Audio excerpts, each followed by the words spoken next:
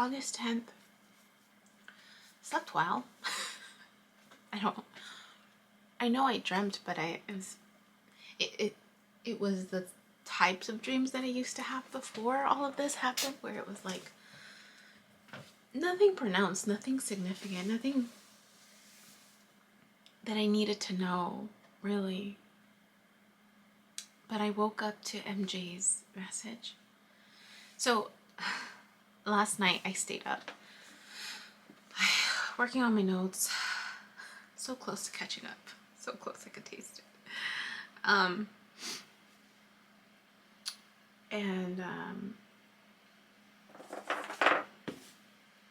I was focused, took a break, went for a walk, came back. It's been really good. It's been good, the focus and to get stuff done.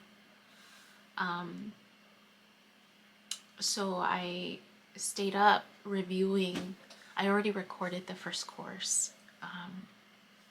And what I stayed up doing was listening to it again and breaking it down so that I can upload it to the program. And it was time consuming. I mean, my course is 2.5 hours long. I didn't expect for it to be 2.5 hours long, this first course. But that's how much content I had. So I was filtering through, I have something in my eye, to break it down, to make it into bite-sized pieces for the way the teaching program is set up. And I just remember thinking like, okay, this is just gonna be a part of my busyness, right? It's the busy morning, the details. So this morning, MJ's morning message, it's 10:10. MJ's morning message highlighted, it was exactly what I needed to hear. It's so funny how timely it's called 3, 2, 1, Ignite Your Mission. And she's basically talking about how I can't do it all by myself. I need help. And that in terms of my energy, right? And that I'm being given help. I'm being given help for the little stuff. I mean, everything and I was in the middle of waking up and waking up, listening to her voice. But it reminded me of when I was a supervisor, and one of the biggest lessons I learned was delegate. Learn how to delegate. And so it's like she's almost talking to me, right? I think we all feel that way when it's so like on point. But it reminded me, I'm like, you're right. Like, school's it's starting in 2 months, right? In a month, I need to start practicing. This month, I need to start practicing my script for the volunteer thing that I'm doing for the year. It's gonna get busy on top of my clients and you know, and then creating the content. Like, I'm not really gonna have time to do all the little stuff. So so I woke up sitting with that, thinking about this friend that I reconnected with again, and my confidant. And thinking like, is that why he's back, right? Aside from helping me with like the whole divorce thing, and I mean, we're friends, so it's just interesting, right? It's interesting that he happens to be back, the things he mentioned, and then the perspective that I'm getting, that the feeling that I'm getting is that he's looking at this world in a different way than how he initially presented when he would share his thoughts in response to what I was sharing and what I was experiencing. The impression that I got was skeptical. He's just skeptical. He doesn't really believe. He's rationalizing. And so that kind of turned me off a little bit. There was just this knowing of like, okay, we're clearly not in sync in terms of our values. And this world, it's just not. And so that's where I just stopped reaching out, because I didn't need to, right? I was figuring it out on my own. And so to hear him say that he's working on his healing, I'm like, okay. So I've been sitting with it and thinking about it, and I meditated on it, and I asked specific questions. Do I ask him if he can help me what's the compensation gonna look like, right? Because I've learned, right?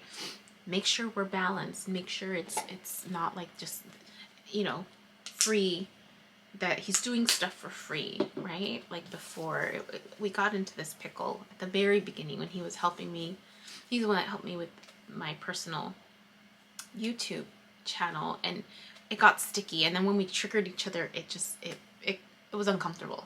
We definitely had to overcome that when we did.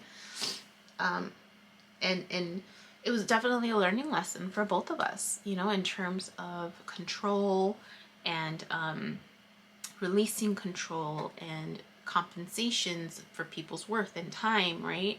And you know, so if I'm entertaining the idea, right, that this is what I'm supposed to be doing.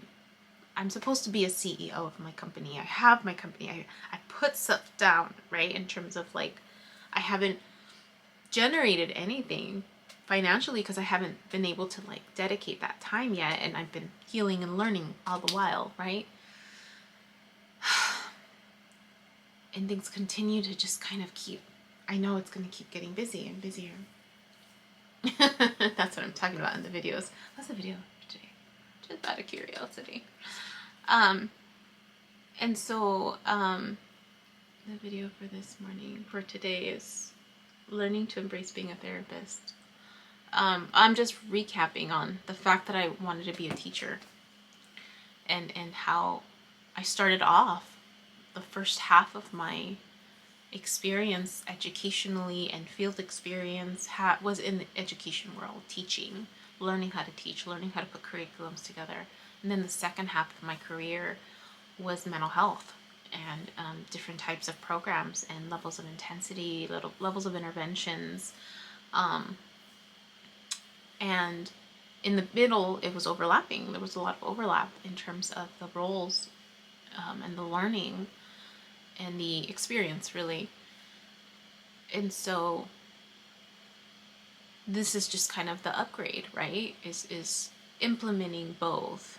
And so not just embracing being a therapist, but now also an educator and as well as a leader, right?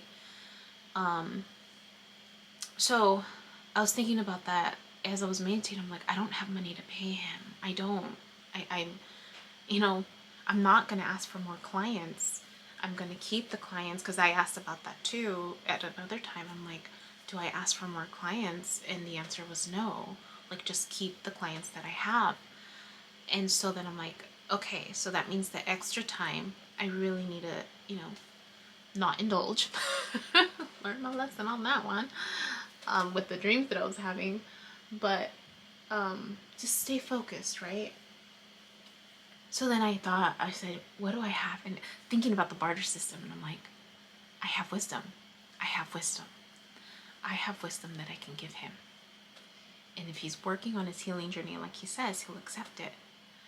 And I was like, and so in exchange for his skills, because that's all I need, it's cake, really. It's just reviewing the course, editing it in terms of slicing. It's just slicing. Nothing really cut and paste. It's just this slice, this slice, this slice, so that the uploading is easier. And he's literally gonna cut. He's gonna hear my material. He's gonna have access to my courses. So it's just like, okay, I can do that. I can offer that. I can offer in exchange for just your time and the skill piece. You have access to my courses always. You'll always have access to my courses, and you'll have access to me in terms of questions. And then I realized, oh, he's gonna need the editing software. So I said, okay, well, I have a business account, right? I can write that off, because technically, you know, it's something that I'm needing, right, and for the business, because it's going to be strictly for business purposes, and he'll have access to that on his computer, and yeah. So then I thought, okay, and then I still have the website that I purchased the domain name. I just haven't done anything with it. So then I asked about that. Can I ask him about that? And, you know, to help me just put something together. And he'll have more of a creative control over what that looks like. The answer was yes. then I was like, the other YouTube channel, the You Becoming Healed, like I haven't uploaded videos there either. I think I did record, and I just haven't uploaded. Do I give him responsibility over that content too? Yes. And again, it's not major creative. It's the blueprint is already there because I'm keeping the same blueprint that I have for my personal one. So that there's this just familiarity that gets trickled into the other YouTube channel. I was like, okay. And then I'm like, what about my personal one? And that was a no. I was like, okay, good.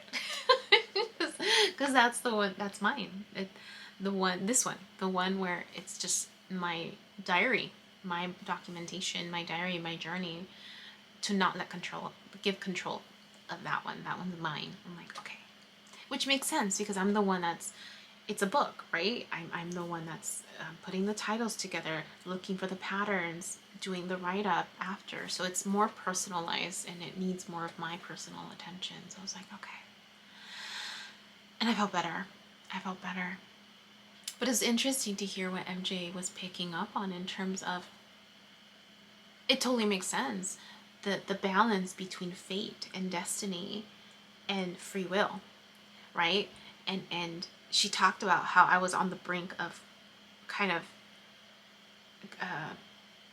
unfolding or uncovering something like that. I have to listen to it again because I was waking up in the morning. But I'll include her link to this particular one, 321. So what was it? I just lost it. I'll include the link.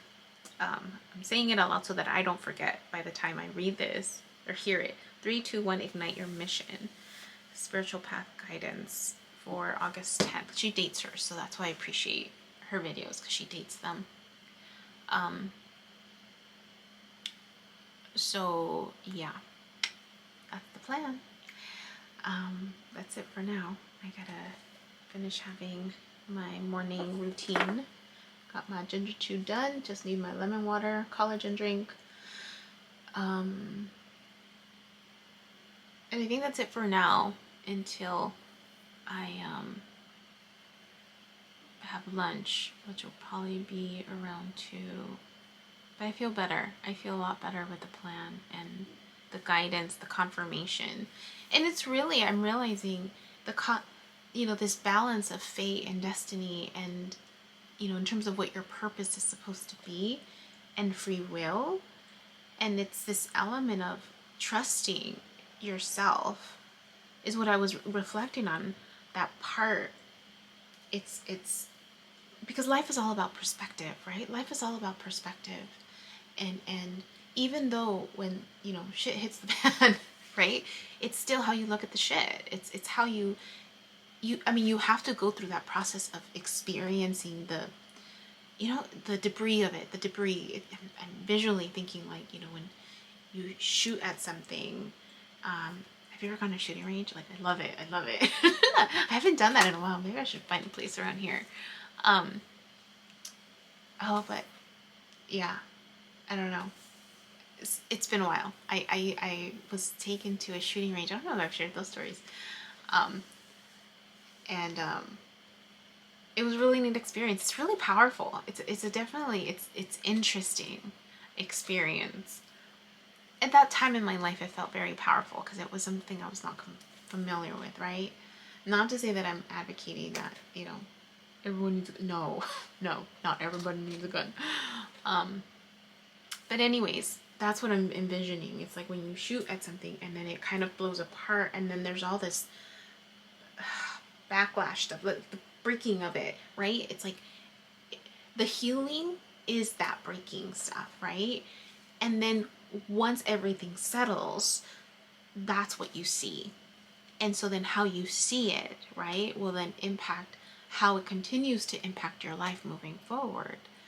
And so you can still make a choice as to how you view it once everything settles down, once you've gone through the healing, right? You can transform it into something. And then recognizing too that whatever that impact was, right, there was a reason for it, whether it's because of your vibration attracting it. and not realizing it, or whether it was something from a past life that needed to occur to continue that involvement or pushing through. You know, we're all on different parts of our journeys, hence the range of intensity with our level of functioning, our level of awareness, our level of, you know, experiencing the emotions at different degrees, the emotional impact at different degrees. Even the lessons that we learn will be at different degrees. So it doesn't make sense, right, to expect that everyone will gain the same level of education, right? But it doesn't make sense to exclude it. Like, have it available, and just people will reach whatever point they're able to reach, you know?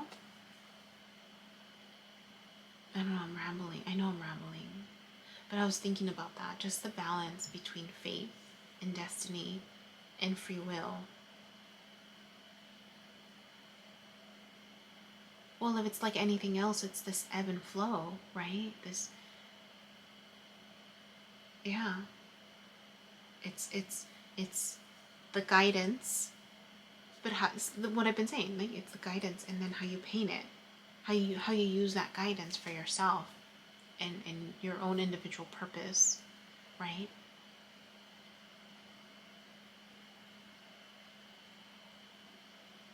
And the more in tune you are with your emotional compass, right, the closer you'll get to your personal alignment.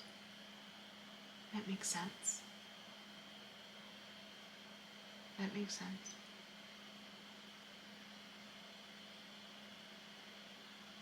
So it's not to say that you'll fully reach the personal. That makes sense. I mean, if we're all on different levels of functioning, different part of our journey, right? The balance is going to continue across lives, future lives. And it's this awareness that we just have to be okay with that.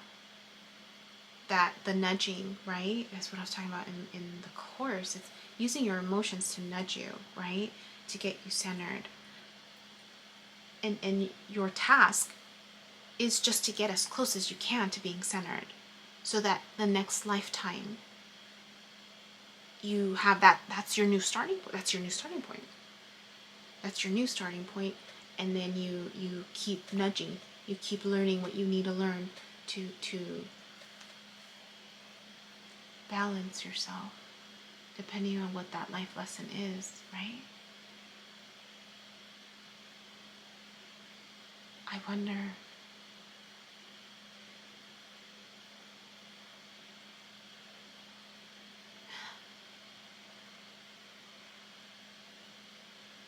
It can't.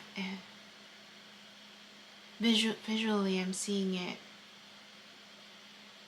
because I'm in the video. I'm using motions. This progression, right? Cycles repeat, but I'm also doing this. And if we're needing the contrast to expand, then it's not always going to be this going like this visually, and it won't be this expansion like this, because that's only one way. It needs to be like this, right? Contrast, expand, contrast, expand. So even in the next lifetime, wherever we are in our journey, it's not always going to be this grow, grow, grow. No, there's still the need for challenges. So it'll feel like we're taking a few steps back. But it's just to catapult us back to expanding. That makes sense. To keep the momentum going. Because it's momentum, right? If I'm looking at physics. Because if you just go, go, go, go, go, go, go, go, go, go, eventually you tire out. Right? You go, recharge, get gas, keep going. stop, get gas, keep going. So it's this back and forth. That makes sense.